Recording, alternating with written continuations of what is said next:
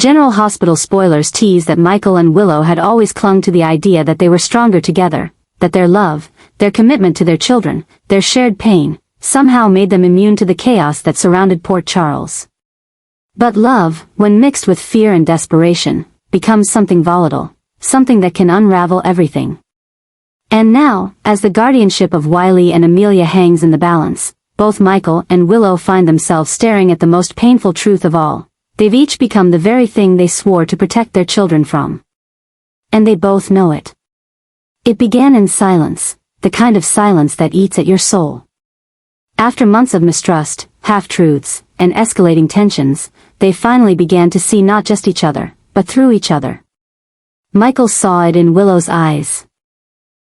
The flicker of regret when her temper boiled over, the tremble in her voice when she asked about the upcoming court hearing, and the way she clutched her phone whenever her attorney called.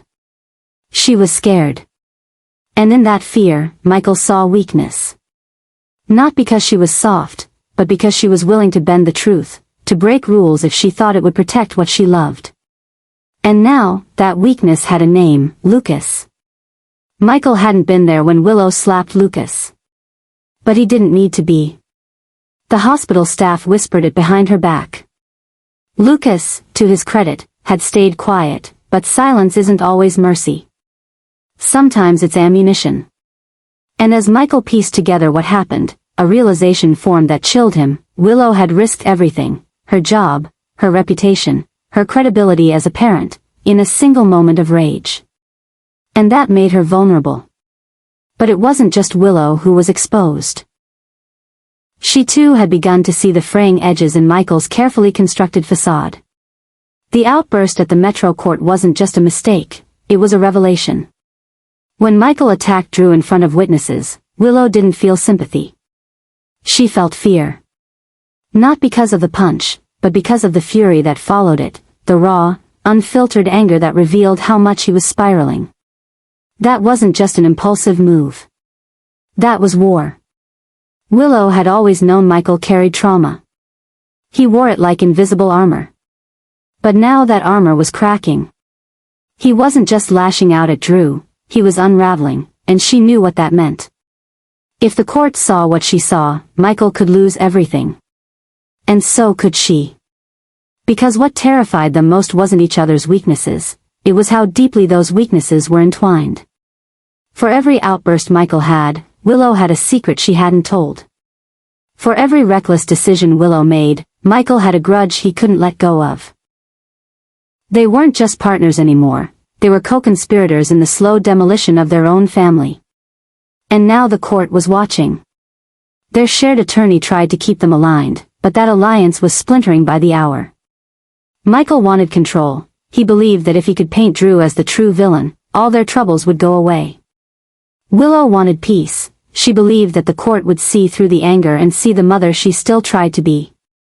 But neither of them could pretend any longer that their home was safe, stable, or unified. The judge was already growing skeptical. First came the subpoena for the hospital footage. Then, the request to review traffic camera footage from the night Willow allegedly followed Daisy near the Quartermain estate. Next, whispers of CPS involvement began circulating, thanks to an anonymous tip. Everything they thought they had buried was rising like rot from beneath the surface. And somewhere deep inside, both Michael and Willow began to understand, this wasn't just about their children anymore. This was about who they were becoming. The pressure mounted further when Carly got wind of the court's potential leanings. Carly, ever the strategist, began positioning herself as a contingency, just in case, she said with a practiced smile, though everyone knew better. Nina, too, was circling like a hawk, having heard from her own sources that Michael and Willow's credibility was at risk. And in the background, Ava, Drew, and even Sunny were weighing their allegiances, not out of compassion, but out of necessity. And then came the unthinkable. A report leaked that Lucas was reconsidering his silence. He had been approached by a social worker working the case, someone who believed that all relevant incidents involving potential parental aggression should be documented. Lucas hadn't said yes, but he hadn't said no either. That was all it took. The judge demanded an emergency hearing. Willow's attorney was blunt, if Lucas testified, it could cost her not just partial custody, but her job. And that would ripple into her financial stability, her housing, her access to insurance. Everything. Michael's attorney said something similar, only this time, about Michael's criminal charges for the public assault, and the ADA's review of his pattern of aggressive behavior. Suddenly, their war became everyone's war. Alexis began reviewing precedents. Diane started coordinating with court liaisons. Dante quietly began pulling favors. But none of it changed the core truth. Michael and Willow had exposed each other, and now they were bleeding out. The children were shielded from most of it, Wiley too young to understand, Amelia too small to speak. But children always know when something is wrong. Wiley stopped asking why Mommy and Daddy didn't eat dinner together anymore. He stopped asking why they raised their voices so much. He just started having more nightmares.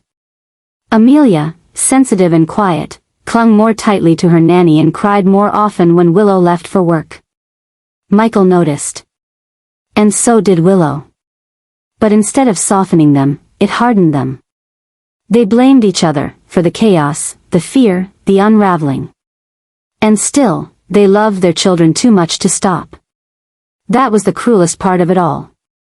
As the next hearing approached, both sides began filing preemptive motions. Michael requested a forensic psychologist review Willow's incident with Lucas. Willow's attorney countered by filing a restraining order request against Drew, citing ongoing emotional intimidation. The documents were sealed, but in a town like Port Charles, nothing stays hidden for long. Sonny began to distance himself. Carly stayed quiet. Nina started speaking publicly about the importance of stability for children. Even Brooke Lynn, who once defended Michael unconditionally, grew quieter in her support. And through it all, the court watched, judged, and prepared.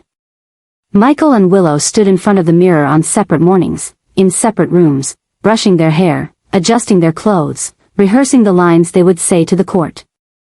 But what neither could rehearse was the weight of knowing that they weren't just fighting each other, they were fighting their own worst instincts. And that battle, more than any courtroom verdict, would define their fate. What started as love had become litigation. What started as protection had become destruction. And somewhere in between, two people who once dreamed of a perfect family now fought to prove they were still worthy of one.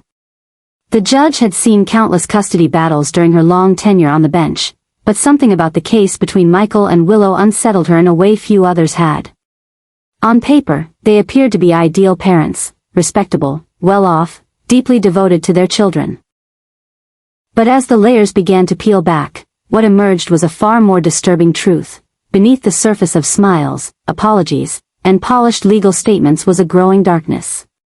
And the judge, perceptive and methodical, could no longer ignore what she was beginning to suspect, that the true victims of this war were not the parents at all, but the children, Wiley and Amelia, who were silently bearing the weight of a home fractured by ambition, resentment, and emotional instability. Willow had once been the picture of quiet resilience, but in recent months her composure had splintered. The slap to Lucas was not just a lapse in judgment, it was a window into an unraveling emotional state. Her colleagues at GH had whispered concerns behind closed doors. Her attorney had downplayed it as stress. But the judge saw more. She saw how Willow's need for control had begun to override her sense of reason, how the pressures of motherhood, unresolved trauma, and a brewing custody war had hardened her into someone willing to bend the truth for the sake of a win. The look in Willow's eyes wasn't just fear, it was obsession. Michael, on the other hand, was no longer the steady, rational son of Carly that the court had once respected. His assault on Drew wasn't an isolated outburst, it was the culmination of months of quiet rage boiling to the surface. The judge noted how quickly Michael had turned from protector to aggressor, how his need to shield his children had warped into a need to dominate the narrative, to win at all costs, even if it meant alienating everyone who once stood in his corner. What disturbed the judge most was not what Michael and Willow had done, but what they had become. They were no longer acting in unison, no longer shielding their children from the storm. They were using their children as leverage, knowingly or not, and the toxicity of their silent war was bleeding into the lives of Wiley and Amelia in ways that could not be undone. Wiley, once a bright and joyful little boy, had grown withdrawn in recent weeks. His teachers had reported behavioral shifts, less focus, more anxiety, quiet outbursts when separated from his caregiver. Amelia, though still an infant, had begun displaying increased distress during transitions, especially when going from Michael's home to Willow's. The court-appointed child psychologist didn't attribute this solely to parental conflict, but noted that the emotional atmosphere in the home was heightened, inconsistent, and potentially harmful.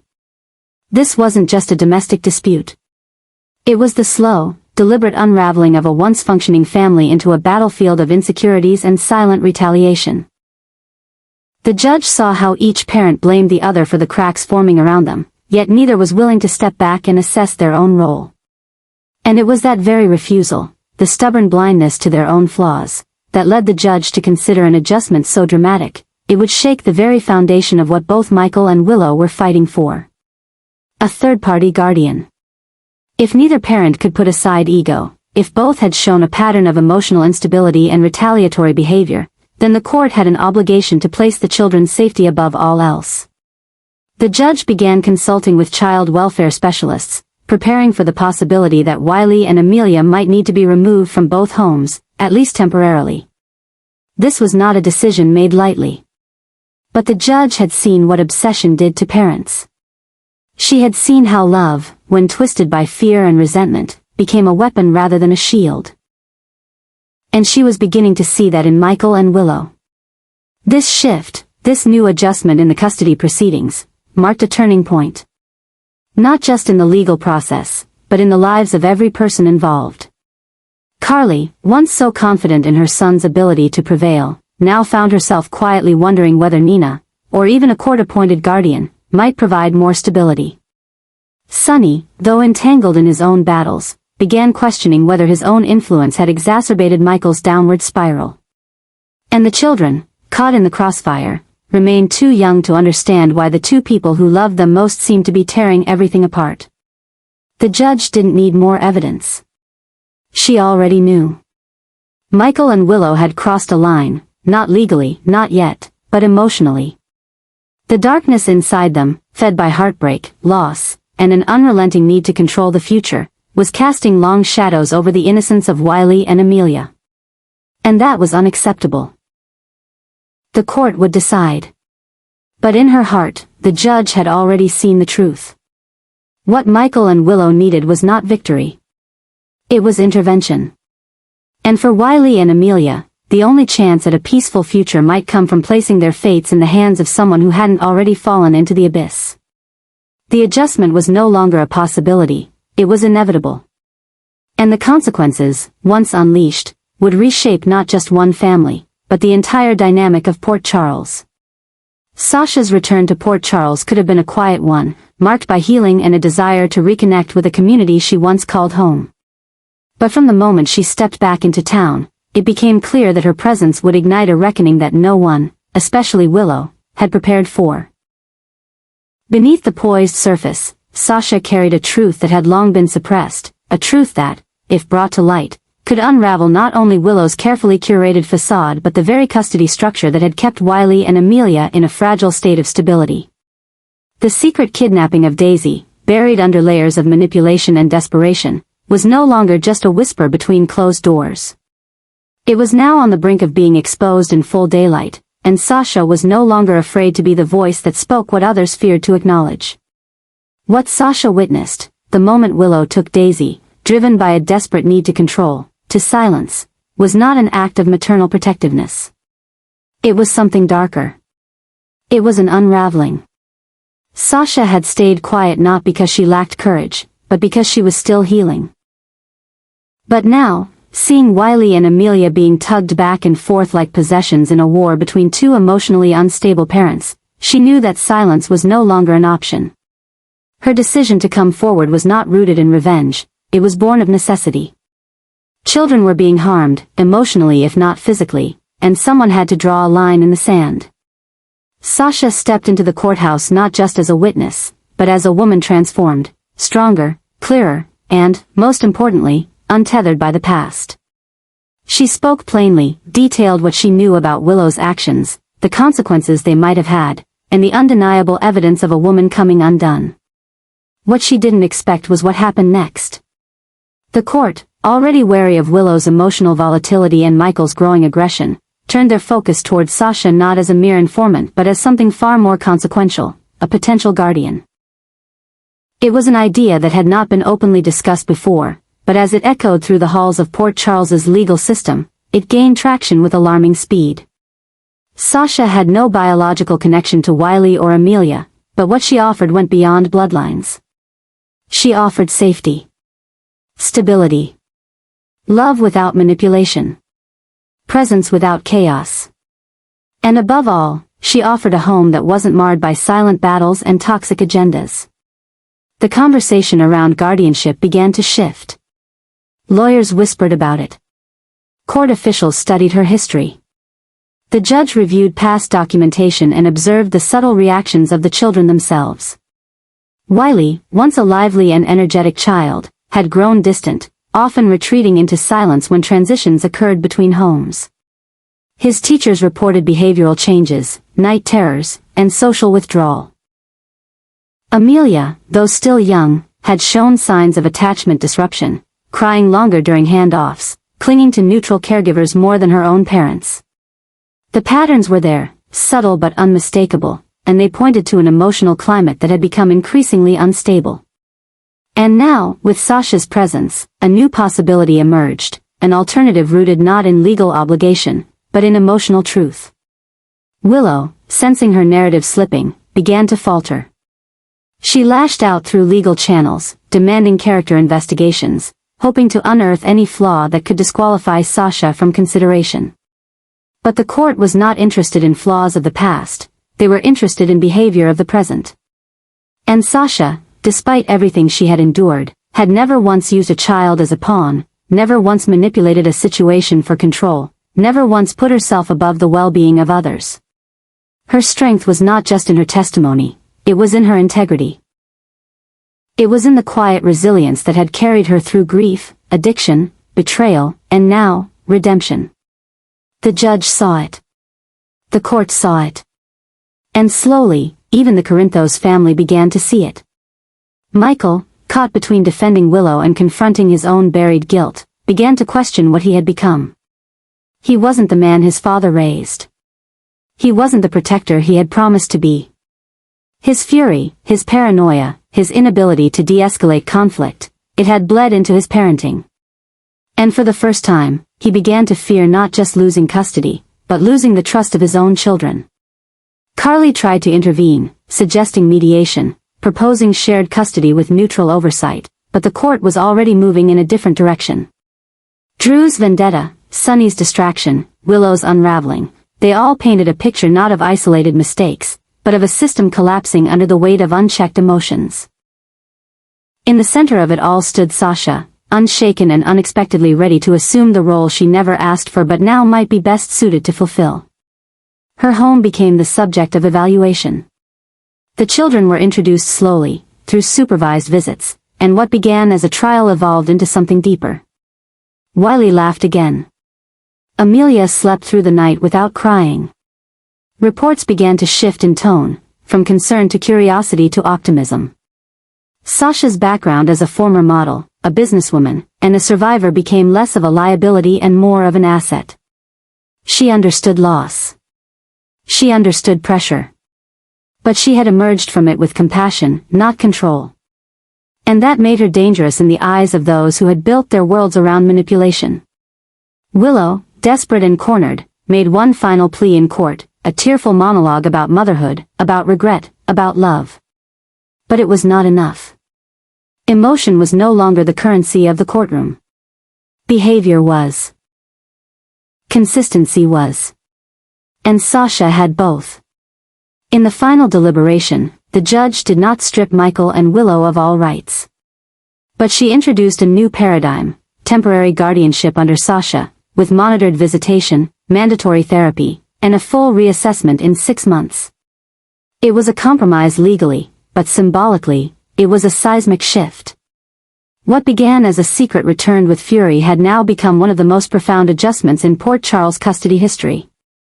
Sasha, once dismissed as fragile, now stood as the stabilizing force Wiley and Amelia never knew they needed. Not because she was perfect, but because she had nothing to prove, nothing to manipulate, and everything to offer. And in the end, the court didn't just choose her. The children did.